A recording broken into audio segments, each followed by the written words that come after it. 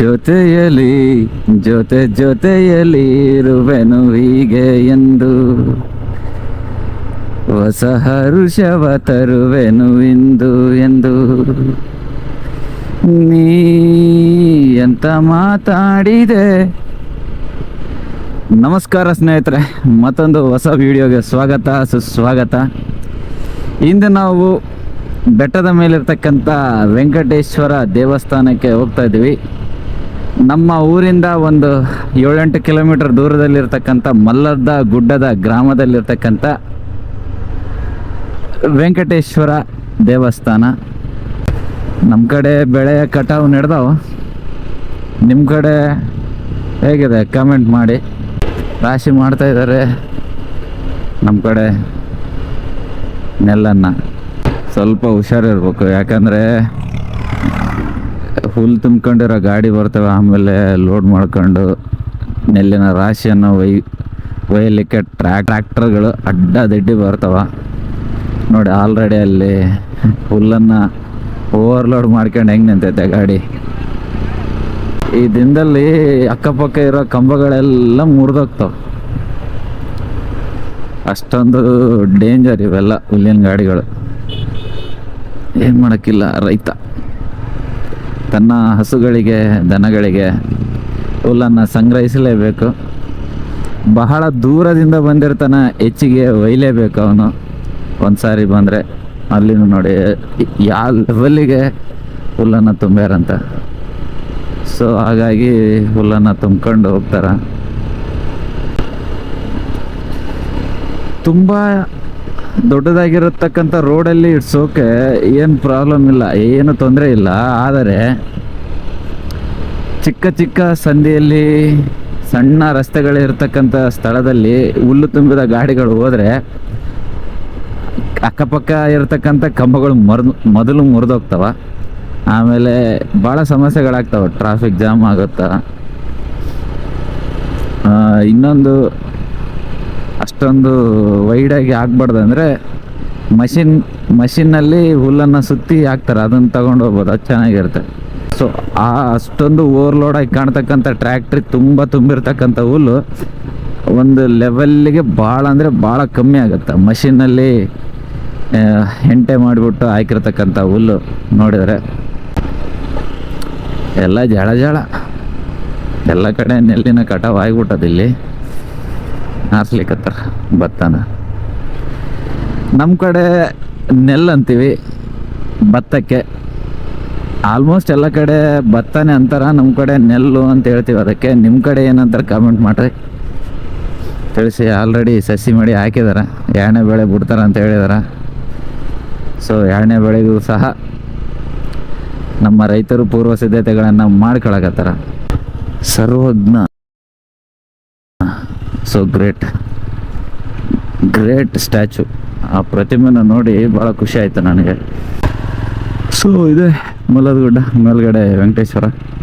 Annapoorneshwari hotel ಒಗ್ಗರಣೆ ಬಜ್ಜಿ ನಮ್ಮ ಕಡೆ ತುಂಬ ಪ್ರಸಿದ್ಧಿ, ಒಗ್ಗರಣೆ ಬಜ್ಜಿಗಳಂದ್ರೆ. ನಮಸ್ಕಾರ ಸ್ನೇಹಿತರೆ, ಮಲ್ಲದ ಗುಡ್ಡದಲ್ಲಿರ್ತಕ್ಕಂಥ ಲಕ್ಷ್ಮೀ ವೆಂಕಟೇಶ್ವರ ದೇವಸ್ಥಾನಕ್ಕೆ ಇವತ್ತು ನಾವು ಬಂದೀವಿ. ಈ ಗುಡಿಯ ಪ್ರಧಾನ ಅರ್ಚಕರಾದಂಥ ರಮೇಶ್ ಅವರು ಪ್ರತಿದಿನವೂ ಈ ಗುಡಿಯ ಈ ದೇವಸ್ಥಾನದ ಪೂಜೆಯನ್ನು ಮಾಡುತ್ತಾ ಸರಿಸುಮಾರು 3 ತಲೆಮಾರುಗಳು ಈ ದೇವಸ್ಥಾನದ ಪೂಜೆಯನ್ನೇ ಮಾಡ್ಕೊಂಡು ಬಂದಿದ್ದಾರೆ. ಅವರು ಯಾವ ಕಾಲದಿಂದ ಈ ಗುಡಿಗೆ ಪೂಜೆಯನ್ನು ಮಾಡ್ಕೊಂಡು ಬಂದಿದ್ದಾರೆ ಅಂತ ತಿಳ್ಕೊಳ್ಳೋಣ ಬನ್ನಿ. ನನ್ನ ಹೆಸರು ರಮೇಶ್ ಅಂತೇಳಿ. ಈಗ ನಮ್ಮ ಮುತ್ತಾತನವ್ರ ಕಡೆಯಿಂದ ನಾವು ಪೂಜೆ ಮಾಡ್ಕೊಂತ ಬಂದೀವಿ ರೀ. ಪೂಜೆ ಮಾಡೋಕೆ ಬರೋ ಕಾಲಕ್ಕೆ ಚಿರತೆ ಹುಲಿ ಅವೆಲ್ಲ ಇದ್ವು ಅಂತ್ರಿ. ಅವು ಪೂಜೆ ಮಾಡೋಕೆ ಬಂತಪ್ಪ ಅಂದ್ರೆ ಅವು ದಾರಿ ಬಿಡ್ತೀವಿ ಅಂತ. ಅವಾಗ ಇಲ್ಲಿಂದ ಸ್ವಲ್ಪ ನಡಿಬೇಕು, ಕಾಲುನಡಿಗೆ ದಾರಿ ಇದೆ. ಇಲ್ಲಿಂದ ನಡ್ಕೊಂತ ಹೋಗಿ ತಿಮ್ಮಪ್ಪನ ದರ್ಶನ ಮಾಡ್ಕೊಂಡು ಬಂದ್ಬಿಡಮ್ರಿ. ಸುಮಾರು ವರ್ಷಗಳಿಂದ ಈ ದೇವಸ್ಥಾನ ಗವಿಯಂತಿದ್ದು ಹಳೆ ದೇವಸ್ಥಾನನ ಕೆಡವಿ ಈಗ ಹೊಸದಾಗಿ ಈ ದೇವಸ್ಥಾನನ ಭವ್ಯವಾಗಿ ಊರಿನ ಗ್ರಾಮಸ್ಥರು ನಿರ್ಮಿಸುತ್ತಿದ್ದಾರೆ. ಹಾಗೂ ಒಳಗೆ ಗರ್ಭಗುಡಿಯಲ್ಲಿರ್ತಕ್ಕಂಥ ವೆಂಕಟರಮಣನ ಯಾವುದೇ ಕಾರಣಕ್ಕೂ ಭಗ್ನಗೊಳಿಸದೆ ಮೂಲ ವಿಗ್ರಹವನ್ನು ಹಾಗೆಯೇ ಉಳಿಸಿ ಹೊರಗಿನ ಪ್ರಾಣಾಂಗವನ್ನು ಹೊಸದಾಗಿ ನಿರ್ಮಾಣ ಮಾಡ್ತಿದ್ದಾರೆ. ಮೂಲ ಗರ್ಭಗುಡಿಯಲ್ಲಿರ್ತಕ್ಕಂಥ ವಿಗ್ರಹ ಹೇಗಿದೆ ನೋಡೋಣ ಬನ್ನಿ. ಸ್ನೇಹಿತರೆ, ಈ ಗರ್ಭಗುಡಿಯ ಬಾಗಿಲಲ್ಲಿ ನಿಂತಿದ್ವಿ. ಸೊ ಒಳಗಡೆ ವಿಗ್ರಹ ಬಿದ್ದು, ಆ ವಿಗ್ರಹ ಯಾವ ಥರ ಇದೆ ನೋಡೋಣ ಬನ್ನಿ. ಸೊ ಲಕ್ಷ್ಮೀ ವೆಂಕಟೇಶ್ವರ ದೇವಸ್ಥಾನದ ಒಳಗಿರ್ತಕ್ಕಂಥ ಮೂಲ ವಿಗ್ರಹ ಈ ತರ ಇದೆ.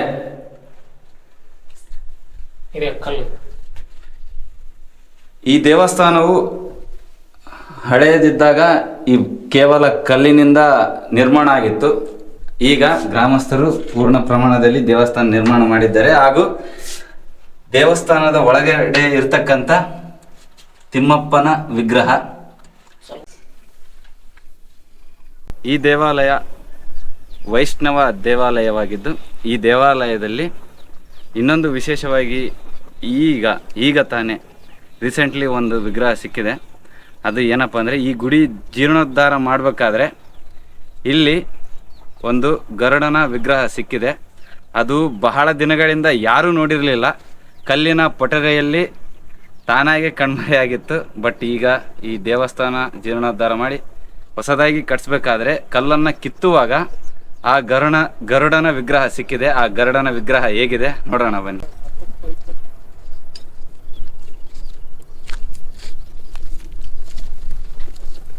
ಮೂರ್ತಿ ಕಲ್ಲಿನಲ್ಲಿ ಕಾಣತಕ್ಕಂಥ ಮೂರ್ತಿ ಇದು ವಿಷ್ಣುವಿನ ವಾಹನ ಆಗಿರುತ್ತದೆ. ವಿಷ್ಣುವಿನ ವಾಹನ ಅಂದ್ರೇನು, ಇದು ವೆಂಕಟೇಶ್ವರನ ವಾಹನ ಇದ್ದಂಗೆ. ವೆಂಕಟೇಶ್ವರ ವಾಹನ, ವಿಷ್ಣು ಅವತಾರನೇ ವೆಂಕಟೇಶ್ವರನ ಅವತಾರನೇ ವಿಷ್ಣುವಿಗೆ ವೆಂಕಟೇಶ್ವರಿಗೂ ವಾಹನ ಯಾವುದಪ್ಪ? ಗರುಡ. ಇದು ಮೂರ್ತಿ ಏನೈತಲ್ಲ, ಸುಮಾರು ವರ್ಷಗಳಿಂದ ಇಲ್ಲಿ ಕಲ್ಲೊಳಗೆ ಇದೆ. ಆದ್ರೆ ಇವತ್ತಿನವರೆಗೂ ನಮ್ಗೆ ಕಂಡಿದ್ದಿಲ್ಲ. ನಮ್ಮ ಊರಿನ ಹಿರಿಯರಾದಂಥ ಎಲ್ಲ ಹಿರಿಯರು, ಊರಿನ ಪ್ರಮುಖರು ಎಲ್ಲರೂ ಸೇರಿ ಈ ಲಕ್ಷ್ಮೀ ವೆಂಕಟೇಶ್ವರ ದೇವಸ್ಥಾನ ಜೀರ್ಣೋದ್ಧಾರ ಮಾಡ್ಬೇಕಂತ ಸುಮಾರು ವರ್ಷಗಳಿಂದ ಒಂದು ಕನಸಾಗಿತ್ತು. ಆ ಕನಸನ್ನು ಈ ವರ್ಷ 2024ರಾಗ ನನ್ಸು ಮಾಡೋಣ ಅಂತೇಳಿ ಎಲ್ಲರೂ ಒಗ್ಗೂಡಿ ಇದನ್ನು ಮಾಡ್ಬೇಕಂತ ಪ್ರಯತ್ನ ಪಟ್ಟು ಎಲ್ಲನೂ ಹೊಡೆದಾಕಿದಾಗ, ಗುಡಿನ ಹೊಸದಾಗಿ ನಿರ್ಮಾಣ ಮಾಡ್ಬೇಕಂತೇಳಿ ತಯಾರಾದಾಗ, ಎಲ್ಲ ಈ ಬಂಡೆಗಳು ತೆಗೆದಾಗ ಈ ಮೂರ್ತಿ ಸಂಪೂರ್ಣವಾಗಿ ಹೊರಗೆ ಕಂಡಿದೆ. ಬೆಟ್ಟದ ಮೇಲೆ ಇರ್ತಕ್ಕಂಥ ಲಕ್ಷ್ಮೀ ವೆಂಕಟೇಶ್ವರ ದೇವಸ್ಥಾನ ಇದು. ನಾವು ಬರೀ ವೆಂಕಟರಮಣನ ಬಗ್ಗೆ ಅಷ್ಟೇ ಮಾಹಿತಿ ಹೇಳಿದ್ವಿ ಇಲ್ಲಿವರೆಗೂ.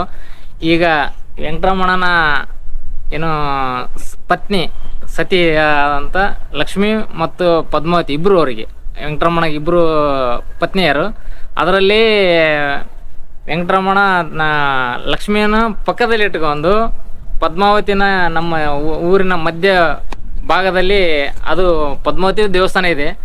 ಆ ದೇವಸ್ಥಾನ ಬಗ್ಗೆ ಮುಂದಿನ ಇದರಲ್ಲಿ ವಿಡಿಯೋ ಮಾಡೋಣ.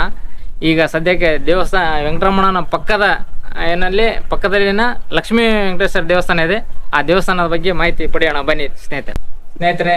ಈ ದೇವಸ್ಥಾನವು ಬಹಳ ಪುರಾತನ ಕಾಲಗಳಿಂದ ಸಣ್ಣ ಎರಡು ಈ ಲಕ್ಷ್ಮೀ ಮತ್ತು ವೆಂಕಟೇಶ್ವರನ ದೇವಸ್ಥಾನ ಹೆಂಗಿದ್ವು ಅಂದ್ರೆ, ಗುಹೆ ಥರ ಇದ್ದು ಒಂಥರ ಯಾರು ಬರಲಾರ್ದಂಗಿದ್ವು. ಅದನ್ನು ಈ ವರ್ಷ ನಮ್ಮ ಹಿರಿಯರಾದಂಥ ಎಲ್ಲರೂ ಊರಿನ ಪ್ರಮುಖರು ಇದನ್ನು ಜೀರ್ಣೋದ್ಧಾರ ಮಾಡಿ ಹೊಸ ಗುಡಿಯಾಗಿ ನಿರ್ಮಾಣಗೊಂಡು 2024ರಲ್ಲಿ ಇನ್ನೂ ಕೆಲಸ ಮಾಡ್ಬೇಕಂತ ಎಲ್ಲ ಊರಿನ ಪ್ರಯತ್ನ ಪಡ್ತಾ ಇದ್ದಾರೆ. ಸಾಧ್ಯ ಆದಷ್ಟು ಅವರು ದೇವರು ವರ ಕೊಟ್ಟರೆ, ಎಲ್ಲರಿಗೂ ಒಂದು ಶಕ್ತಿ ಕೊಟ್ಟರೆ ಇನ್ನೂ ದೊಡ್ಡದಾಗಿ ಮಾಡ್ಬೇಕಂತ ಪ್ರಯತ್ನ ಇದೆ.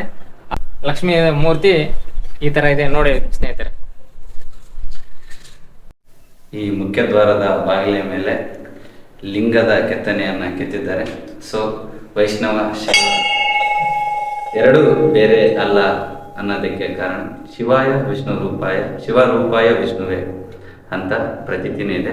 ನಮಗೆ ಶಿವನು ಬೇರೆ ಅಲ್ಲ, ವಿಷ್ಣುವನು ಬೇರೆ ಅಲ್ಲ, ಇಬ್ಬರು ಒಂದೇ. ದೇವನೊಬ್ಬ ನಾಮ ಹಲವು ಎನ್ನುವ ನಾನುಡಿಯಂತೆ ಈ ದೇವಾಲಯದಲ್ಲಿ, ಈಗಿನ ಕಾಲದ ದೇವಾಲಯ ಆದರೂ ಸಹ ಗ್ರಾಮಸ್ಥರು ಅದನ್ನು ಮನದಟ್ಟ ಮಾಡಿಕೊಂಡು ಇಬ್ಬರು ಒಂದೇ ಎಂದು ಈ ದೇವಾಲಯದಲ್ಲಿ ತೋರಿಸಿಕೊಟ್ಟಿದ್ದಾರೆ. ಈ ದೇವಸ್ಥಾನ ಪುರಾಣ ಪ್ರಸಿದ್ಧಿ ಅಲ್ಲದೆ ರಾಜರುಗಳ ಆಳ್ವಿಕೆಗೆ ಒಳಪಟ್ಟಿತ್ತು ಅಂತ ಒಂದು ಸಣ್ಣ ಉದಾಹರಣೆ ಏನಪ್ಪ ಅಂದರೆ, ಒಂದು ಕುರುಹು ಇದೆ, ಕಾವಲು ಗೋಪುರಗಳು ಇಲ್ಲೊಂದಿದೆ ಮತ್ತು ಅಲ್ಲೊಂದು ಕಾವಲು ಗೋಪುರಗಳು ಈ ದೇವಸ್ಥಾನದ ಸುತ್ತ ಇವೆ. ಹೇಳ್ಬೇಕಂದ್ರೆ ಈ ದೇವಸ್ಥಾನ ಸುತ್ತಲೂ ಕಾಡಿತ್ತು ಮೊದಲೆಲ್ಲ.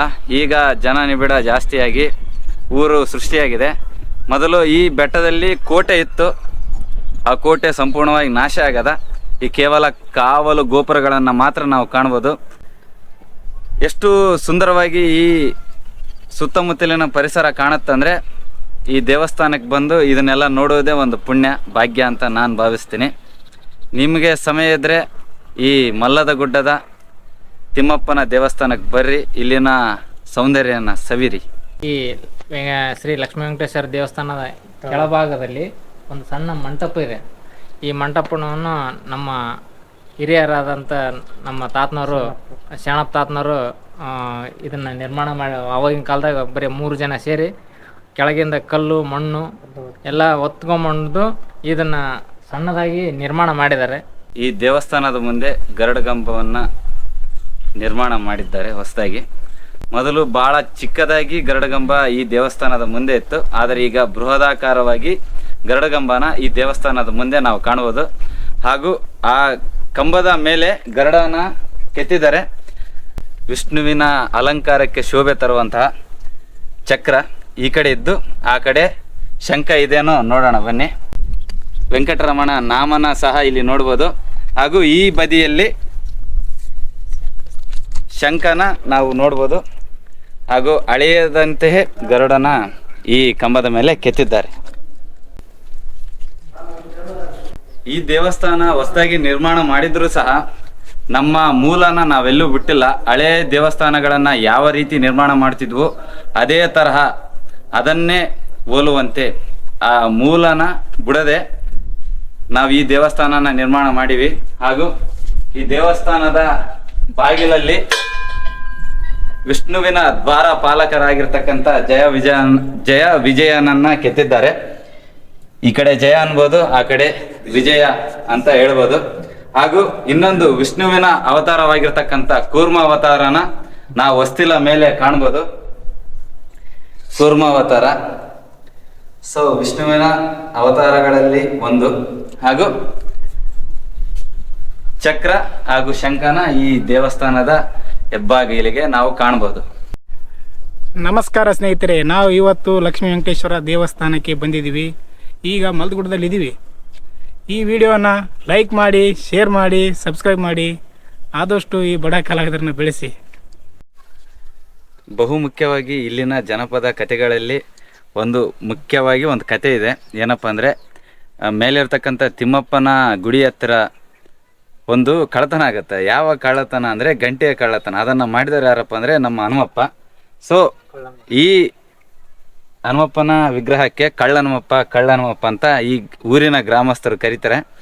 ಸೊ ನಮ್ಮ ಹನುಮಪ್ಪ ಮೇಲಿರ್ತಕ್ಕಂಥ ವೆಂಕಟೇಶ್ವರನ ಗಂಟೆಯನ್ನು ಕದ್ದು ಕೆಳಗಿಳಿಬೇಕಾದ್ರೆ ಇಲ್ಲೇ ನೆಲೆಸಿದ ಅಂತ ಜನಪದ ಕತೆ.